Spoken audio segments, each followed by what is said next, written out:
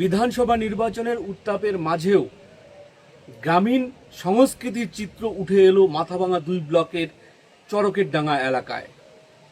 ভোটারদের জন্য ভোটদানের আগে শাসক বিরোধী দলের পক্ষ থেকে রাখা হয়েছে ভাগা পান সুপারির ব্যবস্থা। ভোটাররা ভোটদান করতে যাওয়ার আগে, শুভ কাজের সূচনার আগে রাজবংশী সমাজে চিরাচরিত রীতি মেনে ভাগা পান সুপারি খেয়ে ভোটদান করতে যাবে। এমনই দৃশ্য ধরা পড়ল মাথাভাঙা 2 ব্লকের চরকের ডাঙ্গা এলাকায়। তৃণমূল এবং বিজেপির তরফে ভোটারদের জন্য রাখা হয়েছে ভাগা পান সুপারি। বিধানসভা নির্বাচনের উত্তাপের মধ্যেও গ্রামীণ সামাজিক সংস্কৃতির রীতিনীতির এক অনন্য ছবি ধরা পড়ল মাথাভাঙা 2 নম্বর ব্লকের চরকের ডাঙ্গায়। রাস্তার দুধারে শাসক বিরোধী দলের কর্মীরা রাজবংশী সমাজের চিরাচরিত প্রথা মেনে ভোটদানের আগে ভোটারদের জন্য রাখা হয় ভাগা পান সুপারির আয়োজন। তৃণমূল কংগ্রেস ও বিজেপি উভয় পক্ষের উদ্যোগেই এই ব্যবস্থা করা হয়, যা ভোটকে ঘিরে এক ভিন্ন সামাজিক আবহ তৈরি করে।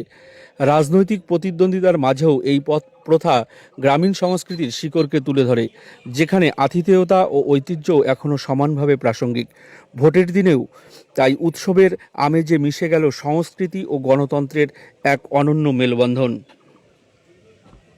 খাবে, ভোট দিবে, ভোট দিয়ে কাউ কাউ পান সুপারি খাওয়া যাবে।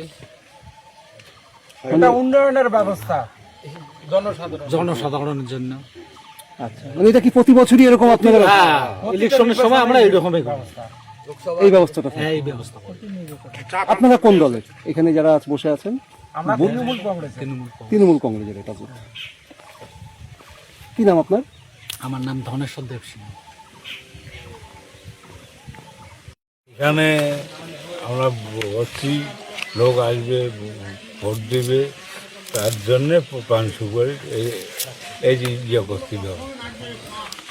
এটা সমস্ত ভোটারকে যারা আসবে তারা যারা হ্যাঁ, এটা কি প্রতি বছরই হয় এখানে এরকম ব্যবস্থা?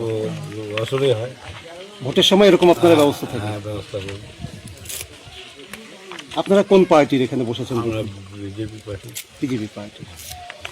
তৃণমূল পার্টি এরকম ব্যবস্থা করেছে? আর সবাই এটাই রেওয়াজ গ্রামে? হ্যাঁ, এইটাই। কি নাম আপনার? যোগেশ দেব সিং। কত নম্বর বুথ? 85।